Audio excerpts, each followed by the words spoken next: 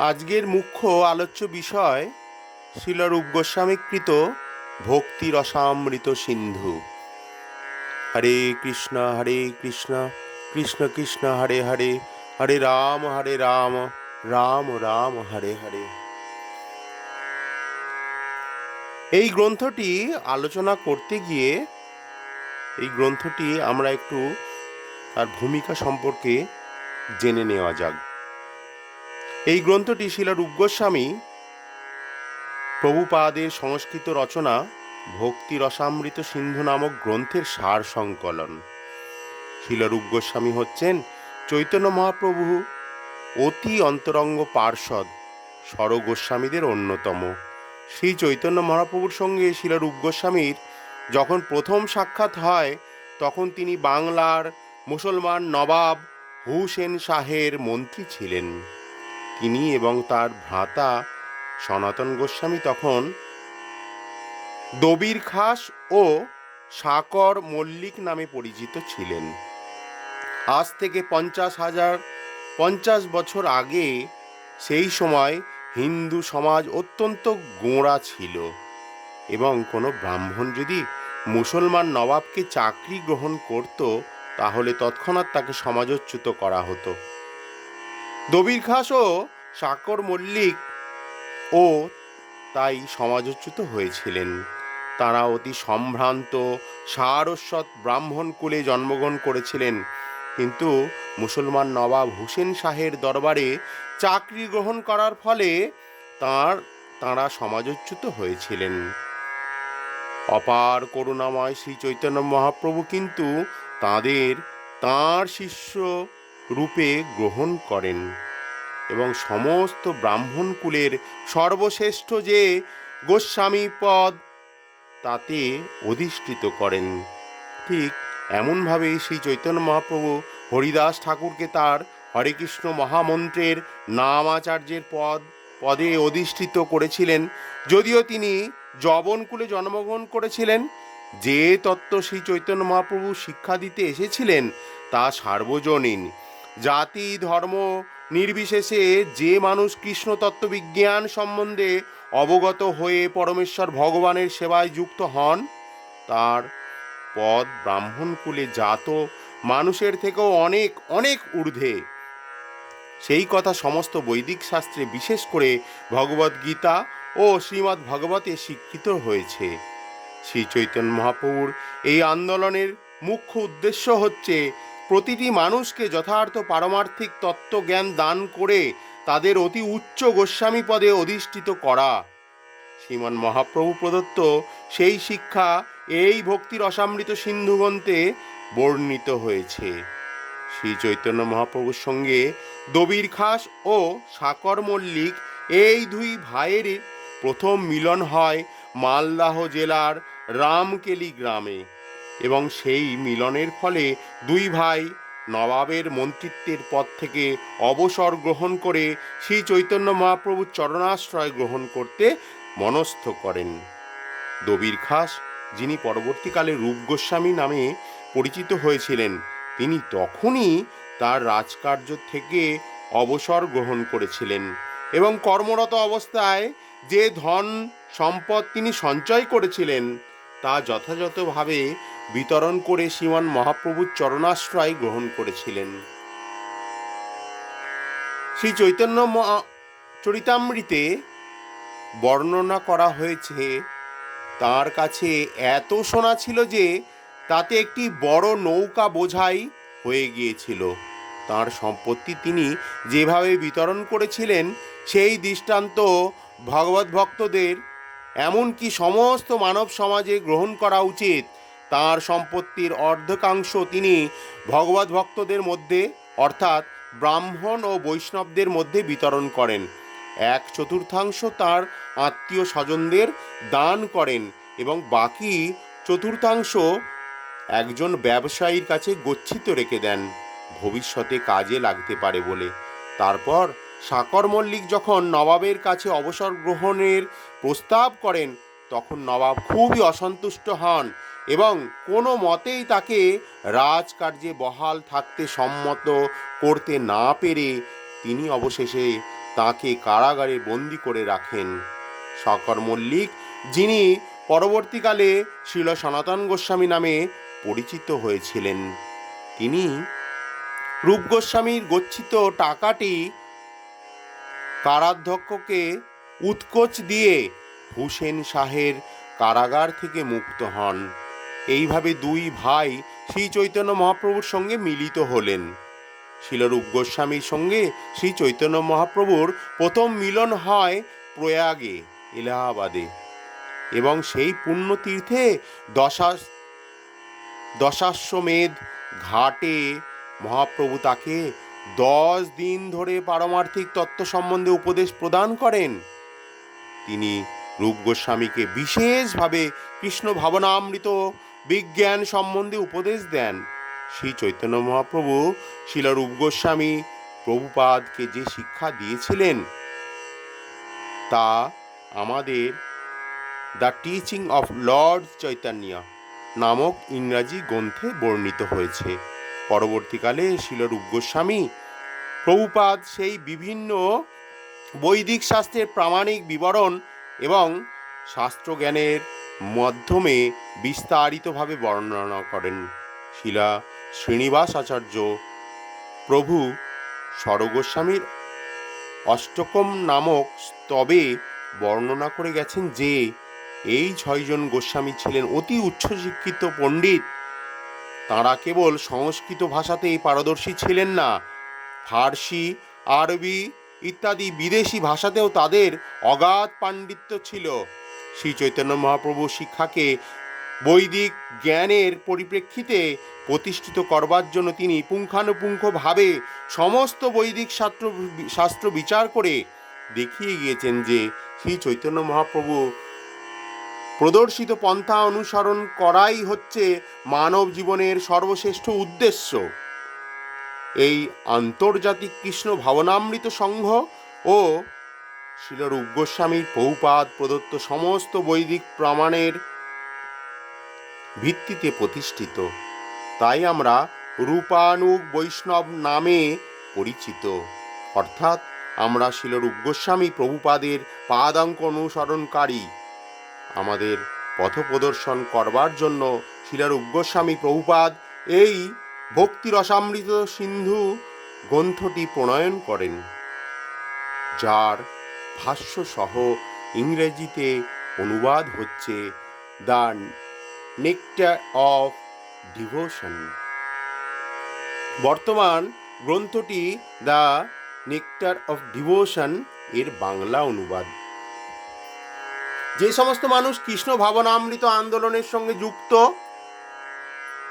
তাঁরা এই মহান শাস্ত্র গ্রন্থটির সাহায্য গ্রহণ করার মাধ্যমে কৃষ্ণ ভাবনামৃতে দৃঢ়ভাবে প্রতিষ্ঠিত হতে পারেন। ভক্তি কথাটির অর্থ হচ্ছে ভগবানের সেবা। সব রকমের সেবাতেই এমন একটা আকর্ষণীয় মাধুর্য থাকে যা মানুষকে সেই সেবায় অনুপ্রাণিত করে। এই জগতে আমরা সকলেই প্রতিনিয়ত কোনো না কোনোভাবে কারো না কারো সেবা করেই চলেছি। সেবা না করে আমরা থাকতে পারি না। স্ত্রী এবং সন্তানদের প্রতি স্নেহের বশবর্তী হয়ে গৃহী ব্যক্তিরা মাথার ঘাম পায়ে ফেলে দিন রাত পরিশ্রম করে, তেমনি আবার লোকহিতৈষী ব্যক্তিরা সমস্ত জনগণের জন্য বা একটি বৃহৎ পরিবারের জন্য একইভাবে পরিশ্রম করে। জাতীয়তাবাদীরা তাদের দেশ এবং দেশের মানুষের মঙ্গল সাধন করবার জন্য জীবন পর্যন্ত উৎসর্গ করে। যে আবেগ এই সমস্ত গৃহী, লোকহিতৈষী ও জাতীয়তাবাদীদের অনুপ্রাণিত করে তাকে বলা হয় রস, অর্থাৎ এক প্রীতির সম্পর্ক যার স্বাদ অত্যন্ত মধুর। ভক্তিরস। ভক্তিরস হচ্ছে এমনই এক অপ্রাকৃত রস, জড় জগতের বন্ধনে আবদ্ধ বিষয়ী কর্মীরা যে রস আস্বাদন করে থাকে সেই রস আর এই রস এক নয়। দিনরাত অক্লান্ত পরিশ্রম করে বিষয়াসক্ত মানুষেরা যে রস আস্বাদন করে তা তাদের ইন্দ্রিয় তৃপ্তি ছাড়া কিছুই নয়। সেই রসের স্বাদ দীর্ঘস্থায়ী হয় না। তাই বিষয়াসক্ত মানুষেরা সর্বদাই তাদের উপভোগ অবস্থায় পরিবর্তন করে ইন্দ্রিয় তৃপ্তি করার চেষ্টা করে। ব্যবসায়ী সারা সপ্তাহ ধরে কাজ করে শান্তি পায় না, তাই সপ্তাহ শেষে কোথাও বেড়াতে গিয়ে সে তার ব্যবসা বাণিজ্যের কথা ক্ষণিকের জন্য ভুলে থাকতে চেষ্টা করে। এইভাবে 2 দিন ব্যবসা বাণিজ্যের কথা ভুলে থেকে সে আবার তার ব্যবসা বাণিজ্যের কাজ শুরু করে। জাগতিক কর্ম মানেই হচ্ছে কিছু কালের জন্য কোনো কর্মরত হওয়া এবং তারপর তা থেকে বিরত হওয়া। একে বলা হয় ভোগ ত্যাগ। অর্থাৎ কোনো কোনো বিশেষ উপায়ে কিছু কালের জন্য ইন্দ্রিয় ভোগ করার চেষ্টা করা এবং তারপর তা পরিত্যাগ করা। জীব কখনোই অবিচলিতভাবে জড় ইন্দ্রিয় অথবা ত্যাগে লিপ্ত হতে পারে না। পরিবর্তন প্রতিনিয়তই হয়ে চলেছে এবং আমরা এর কোনো অবস্থাতেই সুখী হতে পারি না, কারণ আমরা আমাদের প্রকৃত স্বরূপ বিস্মৃত হয়েছি। জড় ইন্দ্রিয় সুখ দীর্ঘস্থায়ী হয় না, তাই তাকে বলা হয় চপল সুখ। যেমন কঠোর পরিশ্রম করে কোনো মানুষ তার পরিবারের পরিজনেদের সুখ স্বাচ্ছন্দ্য দান করতে সক্ষম হতে পারে এবং তার ফলে সে কোনো বিষয়ে রস আস্বাদন করতে পারে, কিন্তু তার মৃত্যু হওয়ার সঙ্গে সঙ্গে এই সমস্ত সুখও অন্তর্হিত হয়ে যায়। তাই নাস্তিক ভাবাপন্ন মানুষদের কাছে মৃত্যু হচ্ছে ভগবানের প্রতিনিধি। ভগবত ভক্ত ভগবত সেবার দ্বারা ভগবানের উপস্থিতি উপলব্ধি করতে পারে, আর নাস্তিক মৃত্যুরূপে ভগবানের উপস্থিতি উপলব্ধি করে। মৃত্যুতে সব কিছু পরিসমাপ্তি হয় এবং তাকে নতুন পরিবেশে নতুন জীবন শুরু করতে হয়, সম্ভবত আগের জীবন থেকে উন্নত অথবা নিম্ন ধরনের। রাজনৈতিক, সামাজিক, জাতীয় অথবা আন্তর্জাতিক যে কোনো কর্মক্ষেত্রে জীবনের পরিসমাপ্তিতে আমাদের সমস্ত কর্মফল হবে, সেটা অবধারিত। ভক্তিরস কিন্তু মৃত্যুতেই শেষ হয়ে যায় না, তা আত্মার সঙ্গে নিত্যকাল বিরাজমান থাকে। তাই তাকে বলা হয় অমৃত। তার কখনো বিনাশ হয় না। বৈদিক শাস্ত্রে সেই কথা প্রতিপন্ন হয়েছে। ভগবদ গীতাতে বলা হয়েছে যে এই ভক্তি রসের পথে অল্প অগ্রসর হতে পারলেও মানব জীবনের সৌভাগ্য থেকে বঞ্চিত হওয়া মহাভয় থেকে রক্ষা পাওয়া যায়। সামাজিক জীবন, পারিবারিক জীবন, পরার্থবাদ, লোকহিতৈষণা, জাতীয়তাবাদ, সমাজতন্ত্রবাদ, সাম্যবাদ ইত্যাদির মাধ্যমে বৃহত্তর সামাজিক জীবন উপভোগ করার ফলে যে রসের স্বাদ পাওয়া যায় তাতে পরবর্তী জীবনের যে আমরা মনুষ্য জন্ম লাভ করব তার কোনো নিশ্চয়তা নেই। এই জীবনে আমরা যে রকম আচরণ করছি সেই অনুযায়ী আমরা আমাদের পরবর্তী জীবন প্রাপ্ত হব। জীব তার কর্ম অনুসারে বিশেষ বিশেষ দেহ প্রাপ্ত হয়। এই সমস্ত কর্মের ফলাফল নির্ধারণ করেন দৈব। এই দৈবকে ভগবদ্গীতায় সব কিছুই পরম কারণ বলে ব্যাখ্যা করা হয়েছে। শ্রীমদ্ ভগবতে বলা হয়েছে দৈব নেতৃত্বেন বা পরমেশ্বরের তত্ত্বাবধানে মানুষ তার কর্মফল অনুসারে তার পরবর্তী দেহ প্রাপ্ত হয়। এইভাবে দৈবের তত্ত্বাবধানে আমরা 84 লক্ষ বিভিন্ন দেহের মধ্যে একটি দেহ প্রাপ্ত হই। এই দেহ আমরা আমাদের ইচ্ছা অনুসারে পাই না, আমাদের পূর্বকৃত কর্ম অনুসারে দৈব আমাদের তা দান করেন। আমাদের দেহ যদি কৃষ্ণ ভাবনামৃতে নিযুক্ত থাকে তাহলে যে পরবর্তী জীবনে মনুষ্য শরীর লাভ করা যাবে সেই বিষয়ে কোনো সন্দেহ নেই।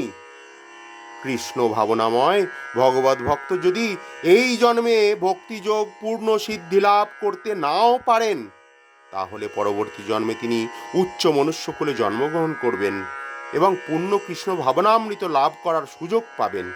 তাই কৃষ্ণ ভাবনাময় সমস্ত আচার অনুষ্ঠান অমৃত বা চিরস্থায়ী। অতএব তাকে বলা হয় কৃষ্ণ ভাবনামৃত। এই কৃষ্ণ ভাবনাময় প্রতিটি কর্মই অমৃতময়। এটি হচ্ছে ভক্তি রসামৃত সিন্ধু গ্রন্থের বিষয়বস্তু। ভক্তি রসামৃত সিন্ধু গ্রন্থ পাঠ করে ঐকান্তিকভাবে আগ্রহী পাঠক জীবের নিত্যবৃত্তি এই ভক্তিরস সম্বন্ধে অবগত হতে পারেন।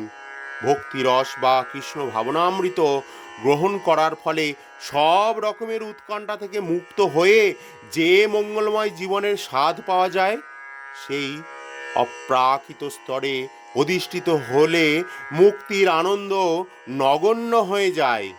ভক্তিরসের প্রভাবে মুক্তি আপনা থেকেই লব্ধ হয়, কেননা তার ফলে পরমেশ্বর ভগবান শ্রীকৃষ্ণ আকৃষ্ট হন। সাধারণত কনিষ্ঠ অধিকারীরা ভগবানকে বা শ্রীকৃষ্ণকে দেখার জন্য আকুল হয়ে থাকে, কিন্তু আমরা আমাদের এই জড় ইন্দ্রিয় দিয়ে পরমেশ্বর ভগবানকে কখনোই দেখতে পারি না। ভক্তিরসামৃত সিন্ধু গ্রন্থে নির্দেশিত পন্থার মাধ্যমে ভক্তিযোগ অনুশীলন করবার ফলে আমরা ধীরে ধীরে জড় স্তর অতিক্রম করে চিন্ময় স্তরে অধিষ্ঠিত হতে পারি। তখন আমরা সব রকম জড়জাগতিক উপাধি থেকে মুক্ত হই। ভক্তিরসের সংস্পর্শে আসার ফলে ইন্দ্রিয়গুলি কলুষমুক্ত হয়। নির্মল ইন্দ্রিয়গুলি যখন পরমেশ্বর ভগবানের সেবায় যুক্ত হয়, তখন আমরা ভক্তিরসে অধিষ্ঠিত হই এবং সেই অপ্রাকৃত ভক্তিরসে পরমেশ্বর ভগবানের সন্তুষ্টি বিধানে যে কর্ম করা হয় তার ফলে নিত্য আনন্দ আস্বাদন করা যায়। এইভাবে ভগবত ভক্তিতে যুক্ত হওয়ার ফলে নিত্যকাল সমস্ত আনন্দ রস উপভোগ করা যায়। প্রাথমিক স্তরে আচার্য ও গুরুদেবের তত্ত্বাবধানে বৈদিক ভক্তি অনুশীলনের শিক্ষা লাভ করতে হয়। ধীরে ধীরে ভক্ত যখন উন্নত স্তরে অধিষ্ঠিত হন, তখন স্বতঃস্ফূর্তভাবে কৃষ্ণকে সেবা করার আগ্রহ দেখা দেয়। 12টি বিভিন্ন রকমের রস রয়েছে যা এই গ্রন্থে ব্যাখ্যা করা হবে। তার মধ্যে 5টি মুখ্য রস শ্রীকৃষ্ণের সঙ্গে আমাদের সম্পর্কে পুনঃপ্রতিষ্ঠা করবার মাধ্যমে আমরা আমাদের সচ্চিৎ আনন্দময় স্বরূপে অধিষ্ঠিত হতে পারি। আমাদের তাহলে এই 12টি মুখ্য রসের কথা এখানে বলা হয়েছে।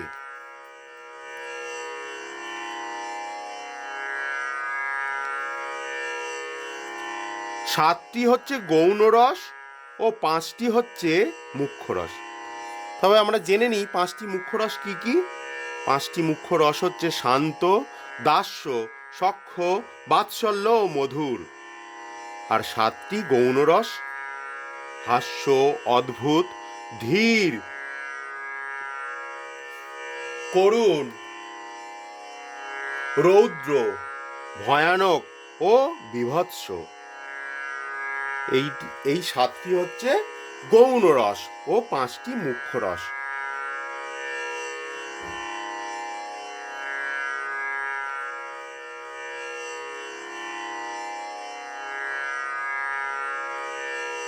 জীবনের একটি মৌলিক বৃত্তি হচ্ছে কাউকে না কাউকে ভালোবাসার প্রবৃত্তি। কাউকে ভালো না বেসে কেউই থাকতে পারে না। এই প্রবৃত্তি প্রতিটি জীবের মধ্যেই রয়েছে। এমনকি বাঘের মতো একটি হিংস্র জন্তুর মধ্যেও এই ভালোবাসার প্রবৃত্তি অত্যন্ত সুপ্তভাবে রয়েছে এবং মানুষের মধ্যে তো অবশ্যই রয়েছে। কিন্তু আসল কথা হচ্ছে কোথায় আমাদের এই ভালোবাসা অর্পণ করলে সকলেই সুখী হতে পারে। এখন মানব সমাজ সকলকে শিক্ষা দিচ্ছে তাদের দেশকে ভালোবাসতে অথবা আত্মীয় স্বজনদের ভালোবাসতে অথবা নিজেকে ভালোবাসতে, কিন্তু কাকে ভালোবাসলে যে সকলেই সুখী হয় তা তারা জানে না। যাকে ভালোবাসলে সকলেই ভালোবাসা হয় তিনি হচ্ছেন শ্রীকৃষ্ণ। এবং ভক্তি রসামৃত সিন্ধু আমাদের শিক্ষা দিচ্ছে কিভাবে শ্রীকৃষ্ণের প্রতি আমাদের স্বাভাবিক প্রেম বিকশিত করা যায় এবং কিভাবে আমরা নিত্য আনন্দময় জীবন উপভোগ করতে পারি। আমরা তাহলে আরেকবার শ্রবণ করে নিই। 7টি, এখানে 12টি রসের কথা বলা হয়েছে। 7টি হচ্ছে গৌণ রস, 5টি হচ্ছে মুখ্য রস। 5টি মুখ্য রস কি কি? শান্ত, দাস্য, সখ্য, বাৎসল্য ও মধুর। আর 7টি গৌণ রস কি কি? হাস্য, অদ্ভুত, ধীর, করুণ, রৌদ্র, ভয়ানক ও বীভৎস। এই 7টি আমাদের বারংবার এই 12টি রসের কথা মাথায় রাখতে হবে। প্রাথমিক স্তরে একটি শিশু তার পিতামাতাকে ভালোবাসে, তারপর সে তার ভাই বোনদের ভালোবাসে, এবং ক্রমান্বয়ে সে যখন বড় হতে থাকে তখন সে আর তার আত্মীয় স্বজনদের, সমাজ, সম্প্রদায়, দেশ, জাতি, এমনকি সমস্ত মানব সমাজকে ভালোবাসতে থাকে।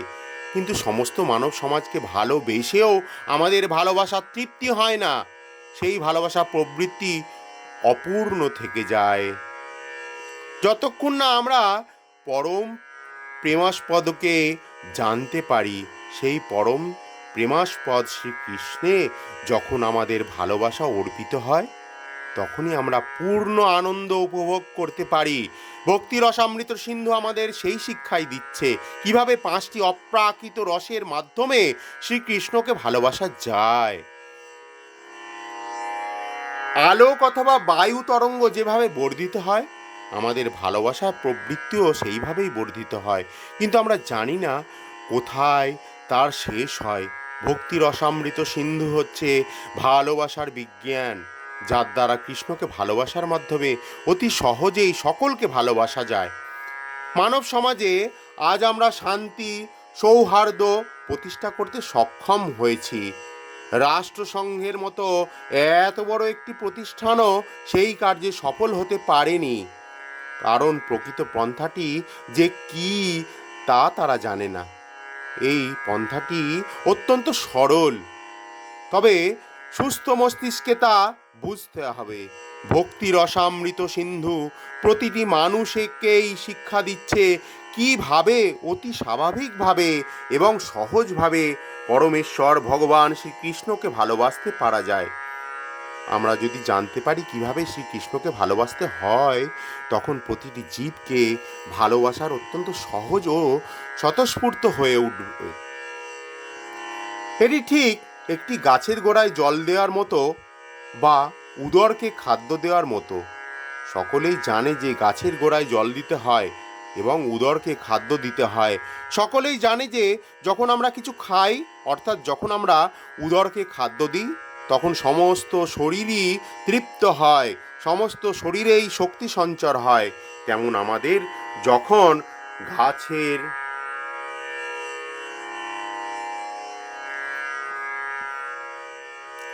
গোড়ায় জল দিই, তখন গাছের প্রতিটি অঙ্গ প্রত্যঙ্গই পুষ্টি সাধন হয়, তা সে যত বড় গাছই হোক না কেন।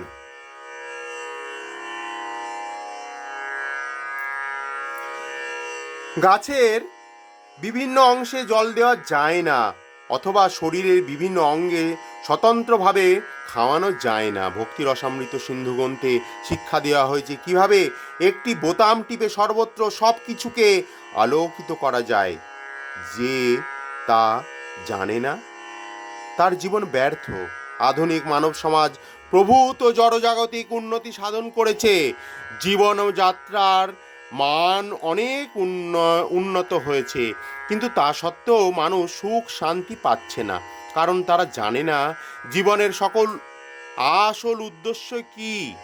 কেবলমাত্র জড়জাগতিক সুখ স্বাচ্ছন্দ্যের মাধ্যমে আমরা শান্তি পেতে পারি না। তার একটি জ্বলন্ত দৃষ্টান্ত হচ্ছে আমেরিকা। পৃথিবীর সবচাইতে সম্পদশালী দেশ, সব রকমের জড়জাগতিক সুখ স্বাচ্ছন্দ্যের সুবিধা সেখানে রয়েছে, কিন্তু তবুও সেখানকার মানুষেরা সম্পূর্ণ উদ্ভ্রান্ত এবং তাদের জীবন সম্পূর্ণ নৈরাশ্যময়। আমি এই ধরনের উদ্ভ্রান্ত মানুষের কাছে আবেদন করছি, আপনারা এই ভক্তি রসামৃত সিন্ধু গ্রন্থে যে ভগবত ভক্তির বিজ্ঞান নিদর্শিত হয়েছে তা অনুশীলন করুন। তাহলে স্থির নিশ্চিতভাবে আমি বলতে পারি যে ভাব মহাদাবাগ্নি দহনের আপনাদের হৃদয় নিরন্তর দগ্ধ হচ্ছে, তা অচিরেই নির্বাপিত হবে। আমাদের অশান্তির মূল কারণ হচ্ছে যে জড়জাগতিক দিক দিয়ে প্রভূত উন্নতি সত্ত্বেও আমাদের অন্তরে যে ভালোবাসার প্রবৃত্তি রয়েছে তা যথাযথভাবে চরিতার্থ হচ্ছে না। ভক্তি রসামৃত সিন্ধু আমাদের নির্দেশ দিচ্ছে কিভাবে ভগবানের সেবায় যুক্ত হওয়া আমরা এই জড় জগতের আমাদের সমস্ত কার্যকলাপ করে যেতে পারি এবং তার ফলে আমাদের এই জীবনের এবং পরবর্তী জীবনের সমস্ত কামনা বাসনা চরিতার্থ করতে পারি। জড়জাগতিক জীবনধারার নিন্দা করা ভক্তি রসামৃত সিন্ধু গ্রন্থের উদ্দেশ্য নয়। তার উদ্দেশ্য হচ্ছে যাজকদের, দার্শনিকদের তথা সমগ্র জনসাধারণকে শিক্ষা দেওয়া কিভাবে পরমেশ্বর ভগবান সেই কৃষ্ণকে ভালোবাসতে হয়। জড়জগতে সুখ স্বাচ্ছন্দ্য জীবনযাপন করার কোনো ক্ষতি নেই, কিন্তু সেই সঙ্গে জানতে হবে সেই কৃষ্ণকে কিভাবে ভালোবাসা যায়।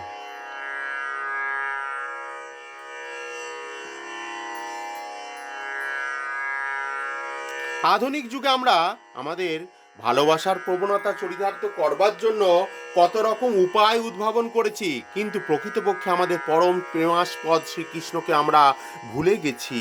আমরা গাছের বিভিন্ন অংশে জল সেচন করছি, কিন্তু গাছের গোড়াতেই জল দিতে ভুলে গেছি। আমরা নানা উপায়ে আমাদের শরীরকে সুস্থ সবল রাখার চেষ্টা করছি, কিন্তু উদরকে খাদ্য দিতে ভুলে গেছি। শ্রীকৃষ্ণকে ভুলে থাকা মানেই নিজেকেও ভুলে থাকা।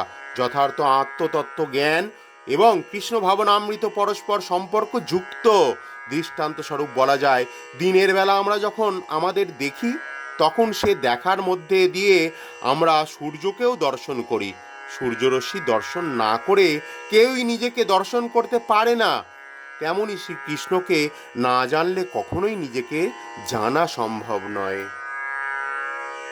ভক্তি রসামৃত সিন্ধু গ্রন্থটি বিশেষ করে সেই সমস্ত মানুষদের জন্য প্রণয়ন করা হয়েছে যারা কৃষ্ণ ভাবনামৃত আন্দোলনের সঙ্গে সক্রিয়ভাবে যুক্ত।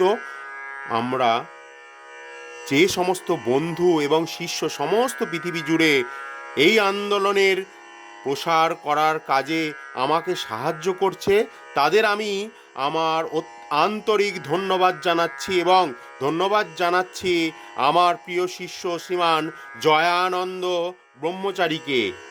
এই বইটি ছাপাতে যার দান ছিল অসামান্য, সেই সঙ্গে আমি আমার আন্তরিক ধন্যবাদ জানাচ্ছি ইসকন প্রেসের পরিচালকদের, যারা অতি যত্ন সহকারে এই মহান গ্রন্থটি মুদ্রণ করেছেন। হরে কৃষ্ণ। তবে আমরা আজকে ভক্তি রসামৃত সিন্ধু গ্রন্থের ভূমিকা সম্পর্কে কিছুটা জেনে নিলাম। ভক্তি রসামৃত সিন্ধু এই গ্রন্থটি খুবই মূল্যবান বৈষ্ণব ভক্তদের কাছে। আপনারা যদি একটু পাঠ করতে পারেন সময় বার করে, তাহলে জীবন অনেক উন্নত হবে।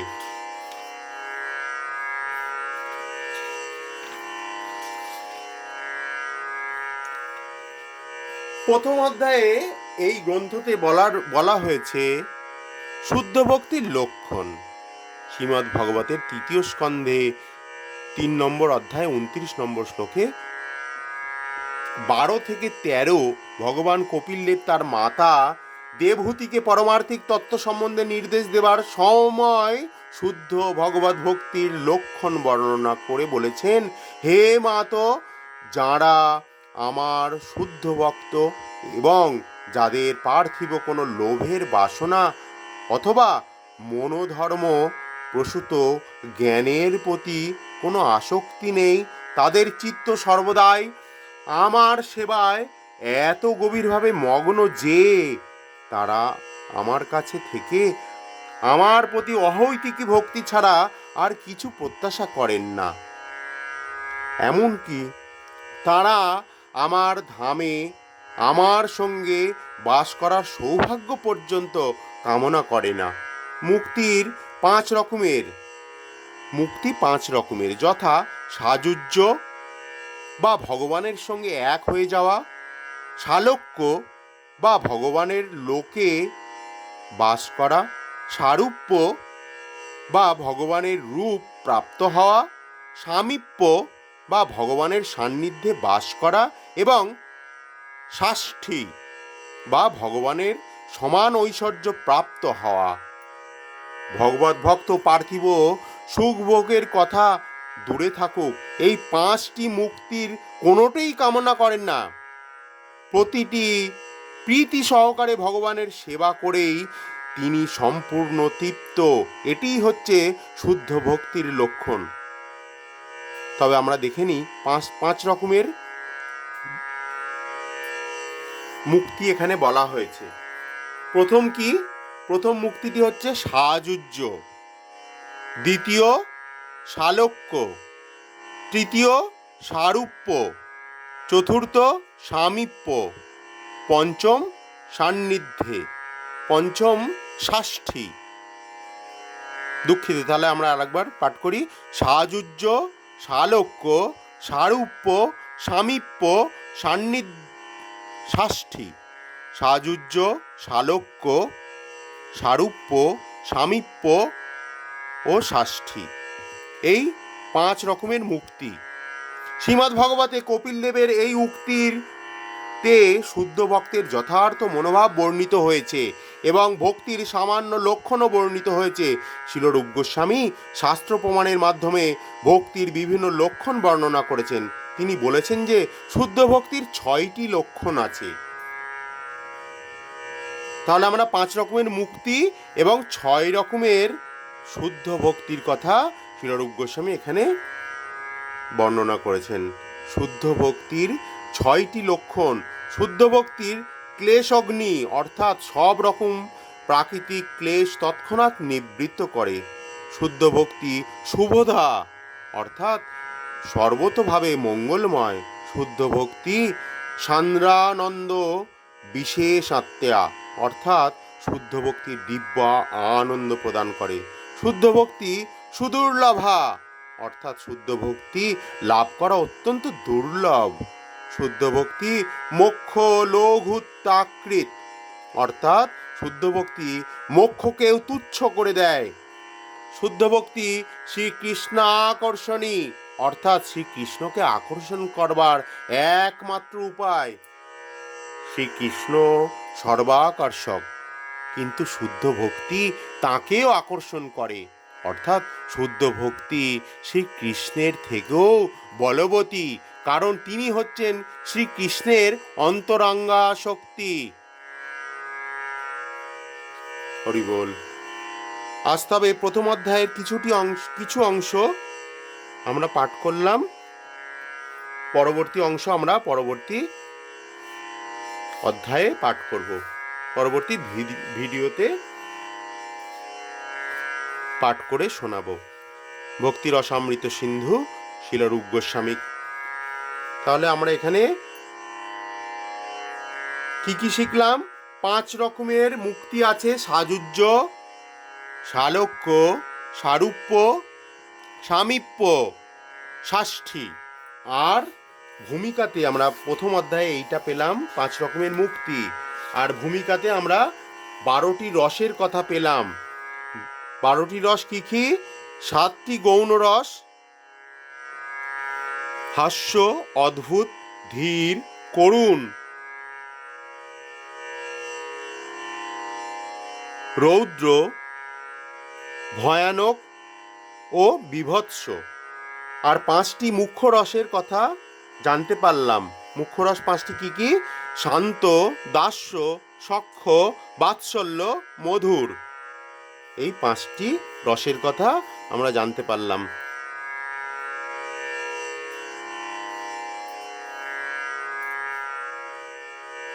আজ কলিযুগে কলি মহারাজ আমাদের অষ্টপাশের দ্বারা বেঁধে রেখে দিয়েছে, যার দ্বারা কলি আমাদের বেঁধে রেখেছেন, যাতে ভগবানকে কেউ না জানতে পারে। কি কি সেই অষ্টপাশ? কলিযুগের অষ্টপাশ কি কি, মানে আটখানা দড়ি দিয়ে আমাদের কলি বেঁধে রেখে দিয়েছে। অষ্টপাশ কি কি? ঘৃণা, লজ্জা। প্রথম হচ্ছে ঘৃণা, দ্বিতীয় লজ্জা, তৃতীয় ভয়, চতুর্থ মান, পঞ্চম কুল, ষষ্ঠ শীল, সপ্তম জাতি, অষ্টম হচ্ছে অভিমান। কলিযুগের কৃষ্ণ ভগবত ভক্তদের, আপামর জনসাধারণকে, সবাইকেই কলি বেঁধে রেখে দিয়েছেন অষ্টপাশ দ্বারা। আটখানা দড়ি দিয়ে কলি বেঁধে রেখে দিয়েছেন। সব কিছু পরিত্যাগ করে আমাদের কৃষ্ণ ভাবনামৃত দিকে সেই আলোর পথে ধাবিত হতে হবে, এইটি মুখ্য উদ্দেশ্য। কলির অষ্টপাশ তাহলে কি কি? ঘৃণা, লজ্জা, ভয়, মান, কুল, শীল, জাতি ও অভিমান। আমাদের মধ্যে যদি ঘৃণা থাকে, কাউকে যদি আমরা ঘৃণা করি, গুরুদেবের পায়ে যদি ঘা হয়ে গিয়ে থাকে, গুরুদেবকে প্রণাম করতে না পারি, সেই ঘৃণা যদি থাকে আমাদের মধ্যে, আমরা কখনোই ভক্তিপথে অগ্রসর হতে পারবো না। লজ্জা যদি আমাদের থাকে, আমরা যদি তিলক সেবা করতে বাধ্য না থাকি বা লজ্জা পাই, তাহলে আমাদের কৃষ্ণ ভক্তি হবে না। ভয়, মান, কুল মানে আমাদের কুলের অহংকার যদি থেকে থাকে, শীল, শীল মানে হচ্ছে আভিজাত্য। এখানে ঘৃণা, লজ্জা, ভয়, মান, কুল, শীল, শীল মানে হচ্ছে আভিজাত্য, জাতি ও অভিমান। এই অষ্টপাশ দ্বারা আমাদের কলি বেঁধে রেখে দিয়েছেন।